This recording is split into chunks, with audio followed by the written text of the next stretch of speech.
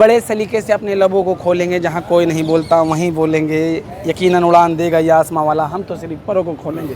कौन आज़ाद हुआ किसके माथे से गुलामी की स्याही छूटी, खंजर आज़ाद है सीने में उतर जाने को, वर्दी आज़ाद है बेगुनाह पे जुल्म और सितम ढाने को, मौत आज़ाद है लाशों से गुजर जाने को। जब फक्र होता है कि हाँ मैं बेशक गरीब हूँ लेकिन मेरे प्रधानमंत्री की सोच बहुत अमीरों वाली है।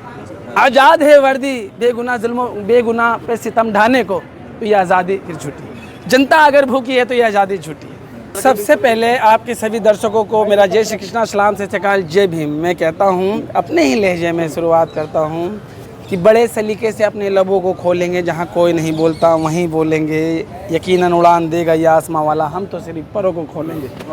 लोकतंत्र में सबकी जिम्मेदारी तय होनी चाहिए और कोई सवालों से भागेगा नहीं। राहुल जी कह रहे थे कि मैं इन्हें पागल कर दूंगा और ये सो नहीं पाएंगे। ये बड़ी मतलब यही होता है कि एक साफ सुथरे लोकतंत्र में कोई निराश ना हो सब। लेकिन सरकार पिछले 12 सालों से बड़ी उत्तेजित और व्याकुल थी।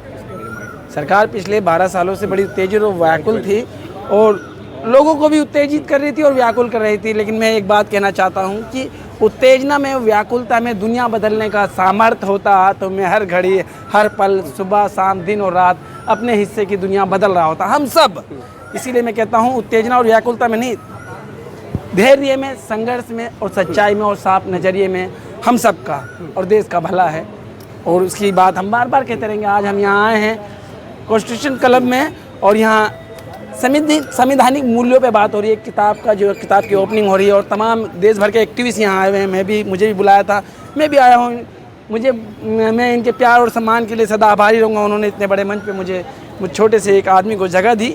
और मैं बार बार कहना चाहूँगा, देखिए शायर कहता है, कौन आज़ाद हुआ किसके माथे से गुलामी की स्याही छूटी, कौन आज़ाद हुआ किसके माथे से गुलामी की स्याही छूटी, मेरे सीने में दर्द है कामों का, मादरे हिंद आज भी उदास है, कौन आज़ाद हुआ किसके माथे से गुलामी की स्याही छूटी, खंजर आज़ाद है सीने में उतर जाने को, वर्दी आज़ाद है बेगुनाह पे जुल्म और सितम ढाने को, मौत आज़ाद है लाशों से गुजर जाने को, कौन आज़ाद हुआ किसके माथे से गुलामी की स्याही छूटी।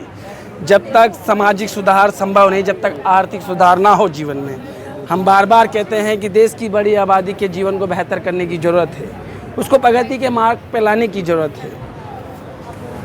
यूनिटी, इक्वालिटी, एकता और समानता में ही हम सबका भला है, देश का भला है, सबका। कहीं भी किसी भी स्तर से किसी के साथ घृणा और द्वेष ना हो, नफरत ना हो, किसी भी स्तर का, अमीरी गरीबी के स्तर पे, जातीय स्तर पे, किसी भी स्तर पे सबको यूनिटी और इक्वालिटी में रहने का हक है। ये जो समानता की बात कर रहे हैं, क्या इस सरकार में वो समानता नहीं हो सकता? परिवर्तन होगा तभी वो समानता हो पाएगी। देखिए, बाबा साहब अम्बेडकर खुद कहते थे कि संविधान चाहे बेहतर कितना क्यों ना हो, वो ये तय करेगा वो किनके हाथों में है। समझ रहे हैं? पिछले 12 साल की पॉलिटिक्स को आपको देखोगे, पिछले 12 साल की पॉलिटिक्स को आज जब आप भारत की पॉलिटिक्स को देखोगे तो आप इस बात का आकलन खुद लगा लीजिए कि अभी बंगाल में देख लीजिए। हम कहते हैं लोकतंत्र में सब अपनी असहमति रखे, विरोध प्रदर्शन करे शांतिपूर्वक तरीके से। देश के किसी भी हिस्से में किसी को भी कोई हक नहीं है कि वो अपनी बात रख लेके हिंसा का इस्तेमाल करे। यही घृणा को जन्म देती है, यही नफरत को जन्म देती है। कहीं भी आप आज सत्ता में, कल विपक्ष में, आज आप विपक्ष में, कल सत्ता में है, तो हमेशा सबको अपनी बात रखने का हक है।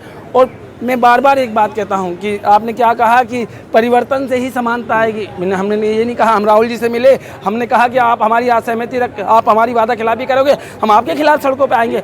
हम वो लोग हैं जो साफ नज़रिया रखते हैं और साफ शब्द रखते हैं। हम किसी की गुलामी की बात तो कर ही नहीं रहे, कर रहे हैं। हम कहते हैं कि उसकी सोच में इस देश की मेहनत का आबादी का भला है, उसकी सोच में शोषित वंचित पीड़ित का भला है। तो ये हमारी सोच है, समझ रहे हैं? हम कहते हैं इस बात को खुले मंच पे से कहते हैं।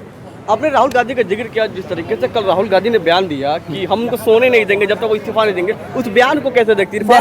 बेहतर लोकतंत्र में इसी तरीके की राजनीति होनी चाहिए, मुद्दों की राजनीति होनी चाहिए।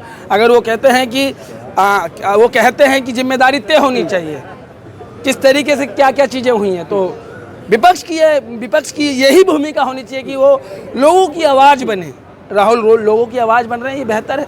आप क्या राय रखते हैं मोहम्मद इरफान प्रधानमंत्री मोदी के बारे में, गृह मंत्री के बारे में क्या राय रखते हैं? मैं पर्सनली नरेंद्र मोदी जी से बहुत प्यार करता हूँ, उनकी खूबसूरती से बहुत प्यार करता हूँ, उनके महंगे महंगे कपड़ों से बहुत प्यार करता हूँ। मैं गरीब होने के बाद भी उनकी महंगे जूतों से बहुत प्यार करता हूँ। मैं गरीब होने के बाद भी उनके साथ जब वो अंडानी अंबानी जैसे शख्सियत से मिलते हैं तो मुझे फ़ख्र होता है कि हाँ मैं बेशक गरीब हूँ लेकिन मेरे प्रधानमंत्री की सोच बहुत अमीरों वाली है।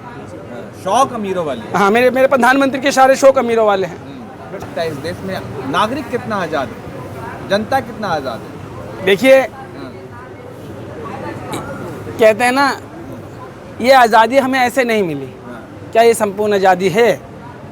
आज़ादी जब हम पूरी तरीके से असमानता से आज़ाद हो जाएं, आर्थिक शोषण से आज़ाद हो जाएं, वर्किंग शोषण से आज़ाद हो जाएं, जब हम कहने लगे कि हाँ हम आज़ाद है, जब हमारी आत्मा कहने लगे हम आज़ाद है। ये आज़ादी ऐसे नहीं मिल गई, इसमें ना जाने कितने स्वतंत्रता सेनानियों की कुर्बानी है। इस आज़ादी को संभालने की ज़रूरत है, इस आज़ादी का सिंगार करने की ज़रूरत है, इस आज़ादी को बेहतर करने की ज़रूरत है, आज़ादी में आज़ादी जैसा जीवन देने की ज़रूरत है। लेकिन कंगना तो कहते हैं भीख में मिली है आज़ादी। कंगना मेरी बड़ी बहन है और मैं उनसे बार बार मैं कहता हूं कि वो कुछ कहें तो बेहतर तरीके से कहें। जब कुछ कहना ही है तो अच्छा कहते, फिर बुरा कह के खुद को बुरा क्यों कहें? अब वो कहती हैं कि असली आज़ादी तो 2014 में मिली है। वो कह रहे थे, उन्होंने ये भी कहा था कि आज़ादी गिरवी है। शायद उन्होंने ये भी कहा था कि गलत तो नहीं कह रहा।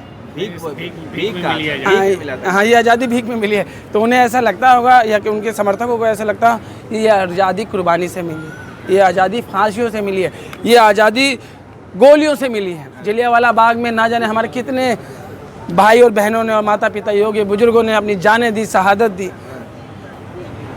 इस आज़ादी की कीमत को हम कहते हैं ये आज़ादी है, इसे निखारने की ज़रूरत है, ये आज़ादी है, इसे संवारने की ज़रूरत है। अगर कहते हैं आज़ाद है वर्दी बेगुनाह पे सितम ढाने को, तो ये आज़ादी फिर झूठी। जनता अगर भूखी है तो ये आज़ादी झूठी है।